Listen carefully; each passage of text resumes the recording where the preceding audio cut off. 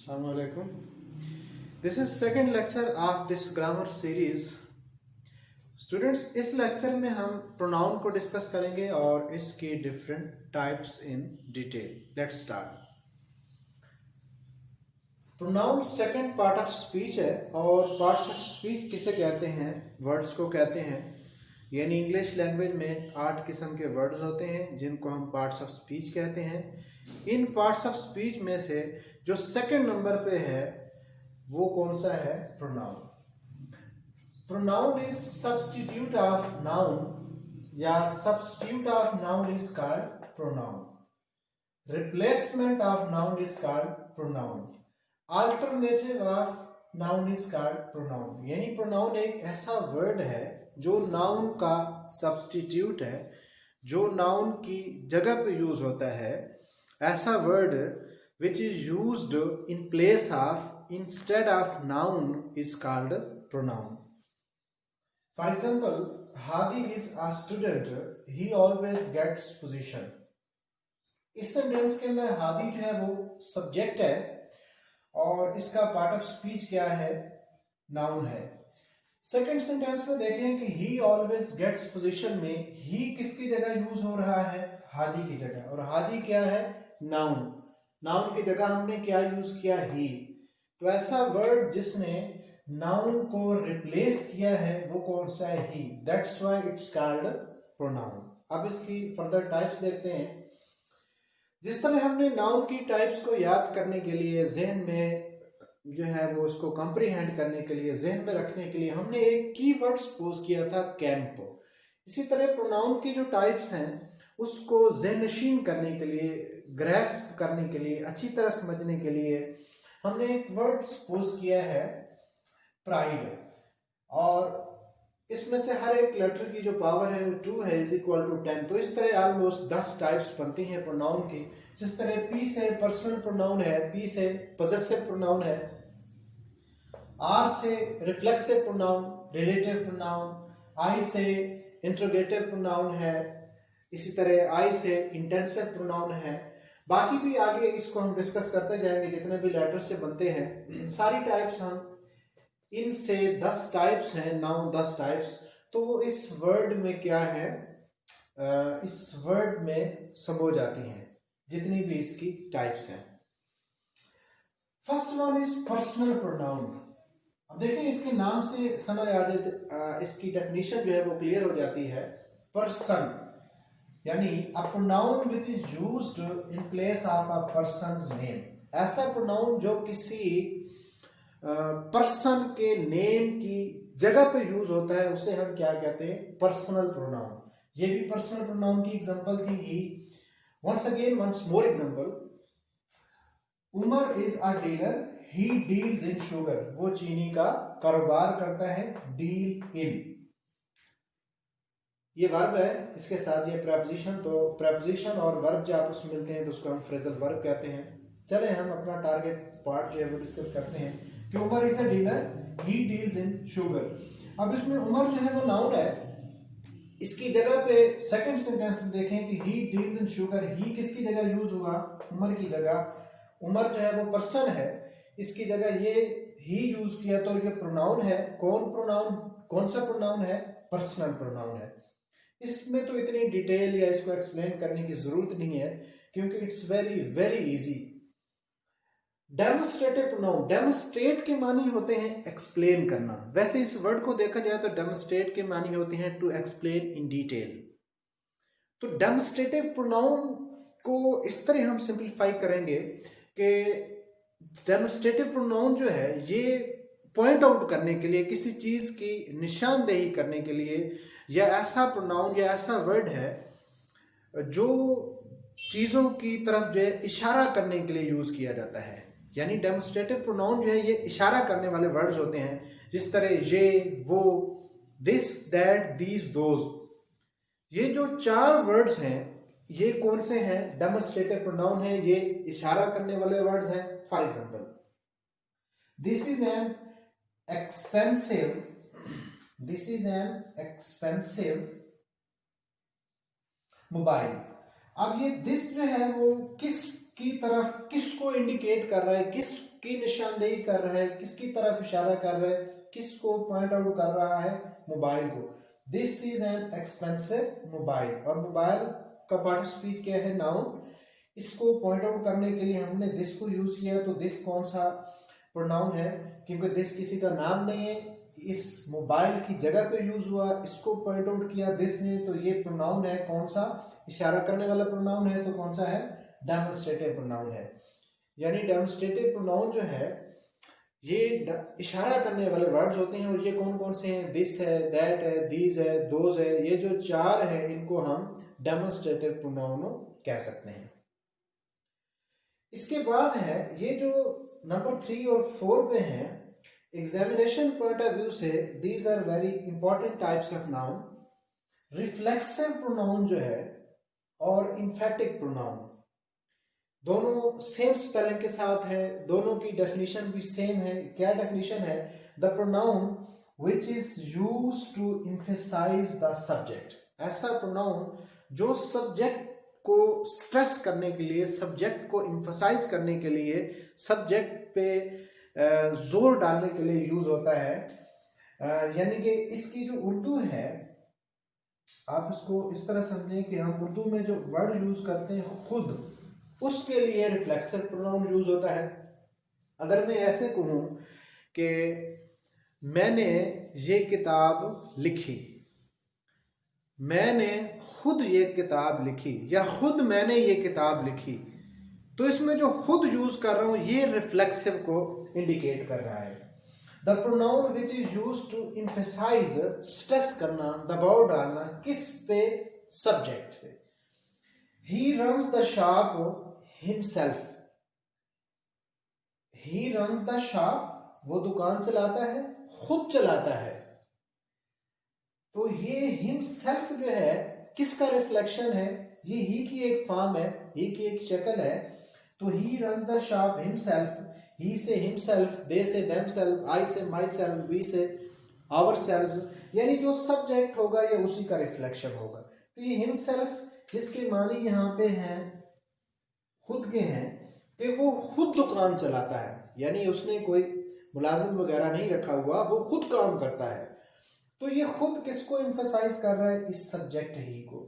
और ऐसे वर्ड जो एम्फसाइज करने के लिए यूज होते हैं, जो प्रोनाउन, उनको हम कौन सा प्रोनाउन कहते हैं, रिफ्लेक्सिव प्रोनाउन। अब आते हैं एम्फेटिक पे, use to emphasise the subject, same definition है दोनों की, और वर्ड्स भी सेम है, ये भी सेल्फ वाले वर्ड्स हैं, ये भी सेल्फ वाले वर्ड्स हैं। यानी ये सेल्फ वाला वर्ड जब भी आप देखें तो आप ये समझें कि या तो ये रिफ्लेक्सिव प्रोनाउन है या फिर एम्फेटिक प्रोनाउन है। दोनों में डिफरेंस क्या है, पहले इसकी एग्जांपल देख लेते हैं एम्फेटिक प्रोनाउन की। अब इसमें देखें कि ये एग्जांपल हमारे पास थी, ही runs the shop himself. Emphatic में हमने इस एग्जांपल को कैसे यूज किया कि he himself runs the shop, वो खुद दुकान जो है वो चलाता है, रन करता है। दोनों की उर्दू जो है वो सेम है, सिर्फ use of the words, use of pronoun में जो है वो डिफरेंस है, स्लाइट डिफरेंस है। हम किस तरह इसको पहचानेंगे कि ये रिफ्लेक्सिव है और ये एम्फेटिक है, क्योंकि दोनों के सेम स्पेलिंग है और उर्दू में जो मैसेज कन्वे करते हैं, इनका जो मीनिंग है वो भी सेम है, दोनों का फंक्शन भी सेम है, दोनों जो है किसको स्ट्रेस करते हैं, किसको एम्फेसाइज करते हैं, सब्जेक्ट को। तो हम इनमें दो पॉइंट्स देखते हैं जिनसे हम इसको डिफरेंशिएट कर सकते हैं। नंबर 1, अगर ये सेल्फ वाला केस, कोई भी सेल्फ वाला केस, चाहे वो माई सेल्फ है, आवर सेल्फ है, योर सेल्फ है, हिम सेल्फ है, हर सेल्फ है, इट सेल्फ है, देम सेल्फ है, कोई भी सेल्फ वाला केस है, अगर वो सब्जेक्ट के फौरन बाद यूज होता है, ठीक है, दरमियान में और कोई वर्ड नहीं आता, सब्जेक्ट के फौरन बाद यूज होगा, तो वो कौन सा होगा, इम्फेटिक होगा। यानी फौरन उसने सब्जेक्ट को एम्फसाइज किया।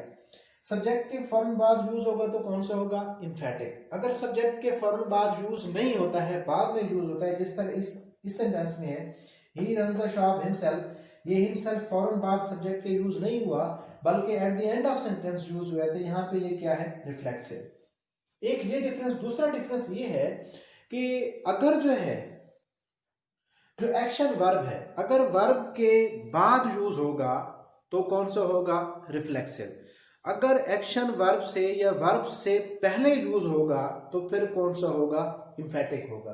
अब देखें ऊपर वाले सेंटेंस में कौन सा मेन वर्ब कौन सा है, रन इसमें वर्ब है, इस वर्ब के ये बाद यूज हुआ है तो कौन सा है, रिफ्लेक्सिव है। इस सेंटेंस में देखें ये एक्शन वर्ब है, वही वाला सेंटेंस है, यहाँ पे ये कहाँ पे यूज हुआ है, ये वर्ब से पहले यूज हुआ है तो ये कौन सा कहलाएगा, एम्फेटिक। दो डिफरेंस है एम्फेटिक और रिफ्लेक्सिव को डिफरेंशिएट करने के लिए। अगर सब्जेक्ट के फौरन बाद यूज होगा तो कौन सा होगा, एम्फेटिक। अगर सब्जेक्ट के फौरन बाद यूज नहीं होगा, आगे सेंटेंस में यूज होता है तो फिर कौन सा होगा, ये रिफ्लेक्सिव होगा। और दूसरा डिफरेंस क्या है कि अगर वर्ब से पहले यूज होता है, ठीक है, वर्ब से पहले यूज होता है तो एम्फेटिक, अगर वर्ब के बाद यूज होता है तो कौन सा होगा, रिफ्लेक्सिव, जिस तरह हमने इन दो एग्जांपल्स में नोट किया। Let's see the further types of pronoun. Indefinite pronoun, अब देखें इसके नाम से समझ आती है डेफिनेट नहीं है, यानी ये स्पेसिफाइड नहीं है, इनडेफिनेट है, अनस्पेसिफाइड है। इसकी डेफिनेशन क्या है, प्रोनाउन देखें कोई भी है वो किस को रिप्लेस करेगा, किसी ना किसी नाउन को रिप्लेस करेगा। अब इसमें देखें the pronoun which replaces noun generally. अब प्रोनाउन है, नाउन को तो वो रिप्लेस करेगा तभी वो प्रोनाउन होगा। कैसे रिप्लेस करेगा, जनरली, यानी पर्टिकुलरली, स्पेशली, स्पेसिफिकली जो है वो नाउन को रिप्लेस नहीं कर रहा है, जनरली रिप्लेस कर रहा है। इसकी एग्जांपल से इसको देखते हैं। For example somebody called him, किसी ने जो है उसे कॉल की। अब यहाँ पे जो somebody है, somebody किसी पर्सन का नाम नहीं हो सकता है, नाम की जगह हम यूज कर रहे हैं पर्सन की, अंडरस्टूड बात है, पर्सन की नाम की जगह यूज कर रहे हैं, नाम की जगह यूज कर रहे हैं तो क्या है जी, प्रोनाउन है। अब ये जो somebody है इससे हमें कोई समझ आती है कि इससे कौन सा पर्सन मुराद है, कोई पर्सन स्पेसिफाइड है, कोई पर्टिकुलर पर्सन है कि समबडी से मुराद असलम है, अकरम है, उमर है, बिलाल है, कोई है, नहीं।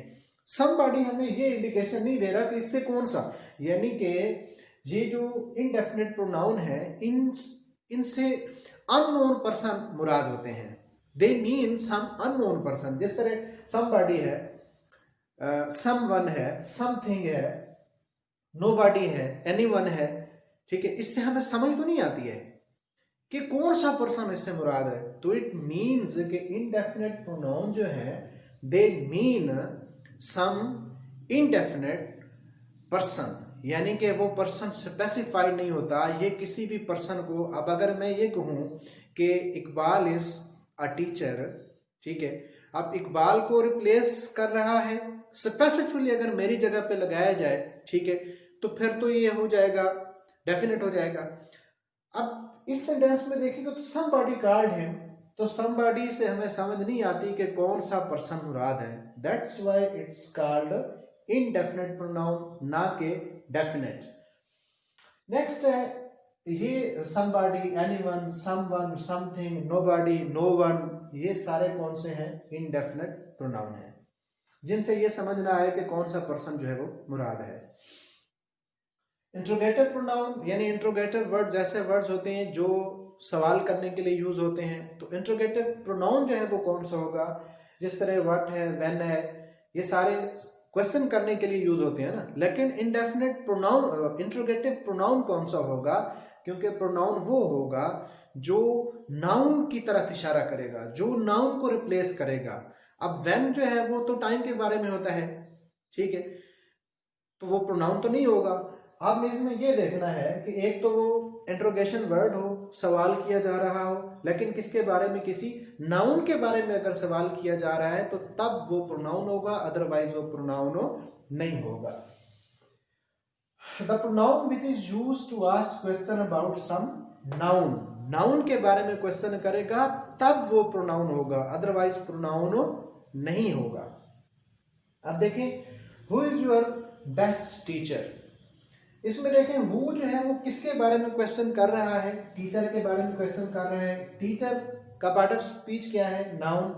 इस नाउन के बारे में क्वेश्चन कर रहा है कौन सा वर्ड, विच वर्ड, हु। तो ये कौन सा प्रोनाउन हुआ, इंट्रोगेटिव प्रोनाउन। प्रोनाउन क्यों है कि हु जो है वो किसी पर्सन का नाम नहीं होता, नाम की जगह पे यूज होता है, तो प्रोनाउन है।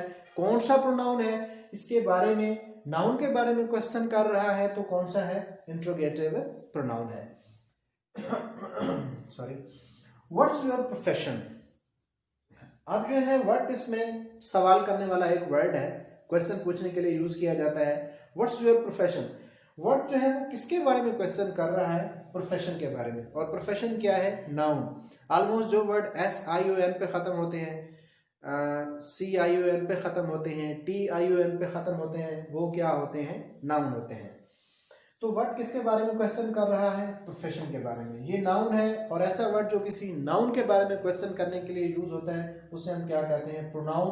कौन सा प्रोनाउन है, क्वेश्चन करने के लिए यूज हो रहा है, तो ये इंट्रोगेटिव प्रोनाउन है। नेक्स्ट है distributive pronoun, which is used to replace some noun individually, एक एक करके। ठीक है, जब भी डिस्ट्रीब्यूशन की बात आती है तो हम एक एक डिस्ट्रीब्यूशन में, कि एक ये हो गया, ये 2 हो गया, ये 3 हो गया, या किसी चीज को जब हम डिस्ट्रीब्यूट करते हैं तो 1 बाय 1 एक क्लासिफिकेशन करते हैं ना। तो ये ऐसा प्रोनाउन है, यानी ये भी किसको रिप्लेस करेगा, नाउन को रिप्लेस करेगा, नाउन को पॉइंट आउट करेगा। लेकिन कैसे उसको रिप्लेस करेगा, इंडिविजुअली। इंडिविजुअल के मानी होते हैं एक एक। तो ये किसके मानी देगा, ये इसके उर्दू में मीनिंग्स होंगे एक या हर एक। यानी ये जो प्रोनाउन है इसकी उर्दू क्या होगी, एक या हर एक। Let's see its example.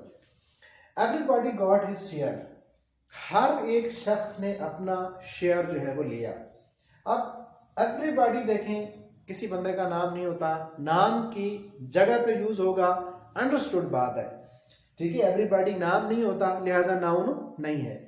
तो एवरीबॉडी, ये बात अंडरस्टूड है कि किसी न किसी पर्सन, बॉडी है, किसी न किसी पर्सन की जगह यूज हो रहा है, अंडरस्टूड है, तो इट मीन्स के नाउन की जगह यूज हो रहा है, ये प्रोनाउन है। कौन सा प्रोनाउन है, एवरीबॉडी गॉट हिज शेयर, हर एक ने अपना शेयर लिया। तो ये एवरीबॉडी हर एक के मानी दे रहा है, और जो प्रोनाउन किसके मानी देगा, एक के या हर एक के, वो क्या कहलाएगा, डिस्ट्रीब्यूटिव कहलाएगा। नेक्स्ट एग्जांपल इसकी देखें।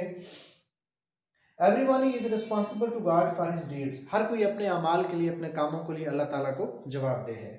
एवरीवन, हर एक, फिर ये एक के मानी दे रहा है या हर एक के मानी दे रहा है, तो ऐसा प्रोनाउन जो एक के या हर एक के मानी दे, उर्दू में ट्रांसलेशन करो हर एक के मानी दे, तो वो कौन सा होगा जी, डिस्ट्रीब्यूटिव होगा। One more example, each of us should help the poor, हम में से हर एक को पुअर की हेल्प आउट करना चाहिए। तो ईच यहाँ पे जो है किसके मानी दे रहा है, ईच ऑफ अस, हम में से हर एक। तो ये हर एक के मानी इंडिविजुअल, इंडिविजुअल मीनिंग एक, ये भी एक के मानी दे रहा है, और इसी तरह ये क्या कहलाएगा, डिस्ट्रीब्यूटिव प्रोनाउन। आई होप आपको मैंने पूरी कोशिश की है। फर्दर वीडियोस में भी जब हम इसके पढ़ेंगे नेक्स्ट वीडियोस में, उसमें भी मैं कोशिश करूंगा कि अगर आपको इसकी समझ नहीं आई है तो आप ज़रूर जो है कमेंट बॉक्स में लिखना, कमेंट करना कि हमें इस टॉपिक में से इस पॉइंट की समझ नहीं आई है, तो मैं स्पेशली उस पर वीडियो बना के आपको इंशाल्लाह सेटिस्फाई करूंगा। मिलते हैं नेक्स्ट लेक्चर में। Thank you so much.